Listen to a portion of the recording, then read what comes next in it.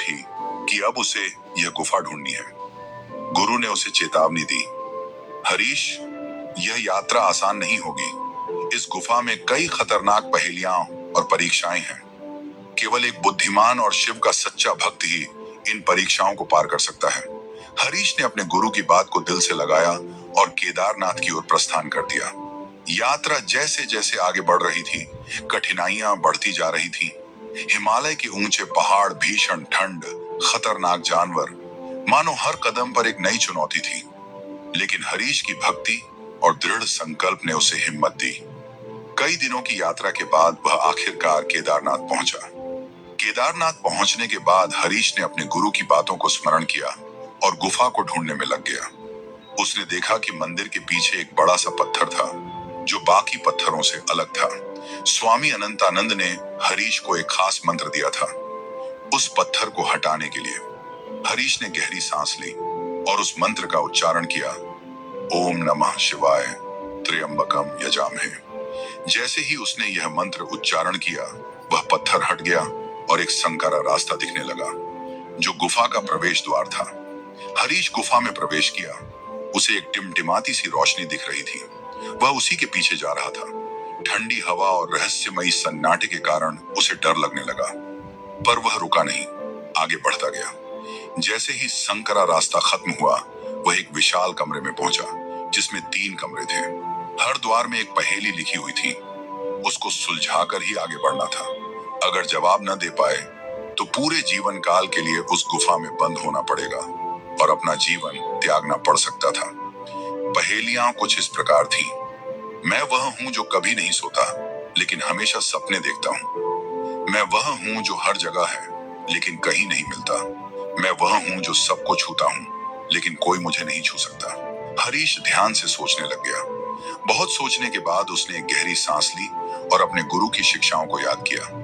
उसे एहसास हुआ कि ये पहेलियां भगवान शिव के पंचभूतों पृथ्वी, जल, अग्नि, वायु और आकाश से जुड़ी हैं।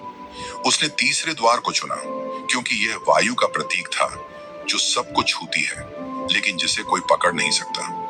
उसने तीसरे द्वार की ओर कदम बढ़ाया और जैसे ही वह अंदर गया, द्वार बंद हो गया। वह सही था। हरीश अब अगले कमरे में पहुंच चुका था। उसे एक विशाल दर्पण दिखा जो सामान्य दर्पण नहीं था। उस दर्पण में जो भी अपनी छवि देखता था, उसे उसमें अपना डर, संदेह और कमजोरी दिखाई देती थी। हरीश का सबसे बड़ा डर था अकेलापन, और इसी का फायदा उठाते हुए दर्पण ने उसकी एक भयानक छवि बनाई जो अकेलेपन से दुखी थी। हरीश घबरा गया लेकिन उसने हार नहीं मानी। उसने आंखें बंद की, भगवान शिव का ध्यान लगाया और नमः शिवाय का जाप शुरू किया। धीरे से उसका मन शांत होने लगा और उसने कहा, मैं डर से बड़ा हूं क्योंकि मेरे साथ भगवान शिव हैं। जैसे ही उसने यह कहा, उसने अपने डर को हरा दिया और दर्पण में उसकी भयानक छवि गायब हो गई। अब दर्पण ने उसकी छवि एक आत्मनिर्भर शक्तिशाली योद्धा के रूप में बनाई और वह दर्पण स्वयं गायब हो गया। तभी एक नया रास्ता खुला जो गुफा के आगे जा रहा था।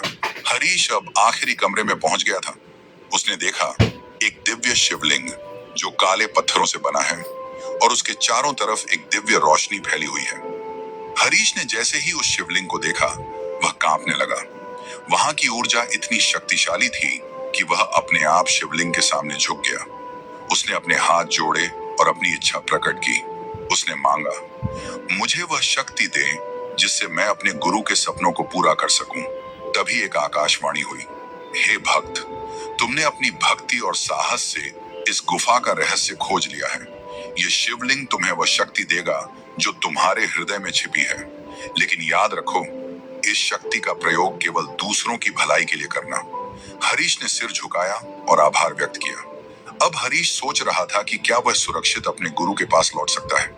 लेकिन जैसे ही वह गुफा से बाहर निकलने की कोशिश कर रहा था, उसने देखा कि मुख्य द्वार बंद हो चुका है और मंत्रोच्चारण के बाद भी वह द्वार नहीं खुल रहा था। तभी उसे अपने गुरु की बात याद आई।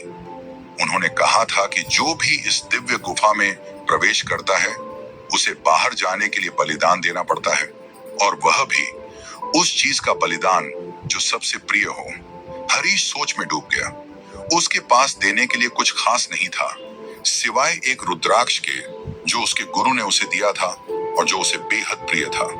हरीश ने वह माला शिवलिंग पर चढ़ा दी और कहा, हे भगवान, यह मेरा बलिदान है, मुझे मुक्ति दे। जैसे ही उसने यह किया, मुख्य द्वार खुल गया। वह सुरक्षित बाहर निकल आया, लेकिन उसका मन उदास था। फिर भी उसे यह एहसास था कि उसने जो खोया वह भगवान की भक्ति में समर्पित किया। जब हरीश गांव पहुंचा तो उसने देखा कि पूरे गांव में महामारी फैल चुकी थी।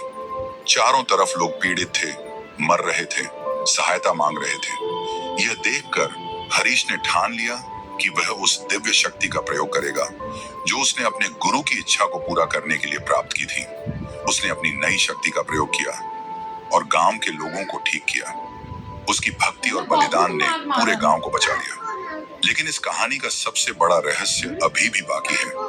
कहा जाता है कि वह गुफा आज भी केदारनाथ के आसपास कहीं छिपी हुई है। कुछ लोग मानते हैं कि वह प्राचीन शिवलिंग आज भी वहां मौजूद है, लेकिन कोई उसे ढूंढ नहीं पाया। यह आज भी एक रहस्य है।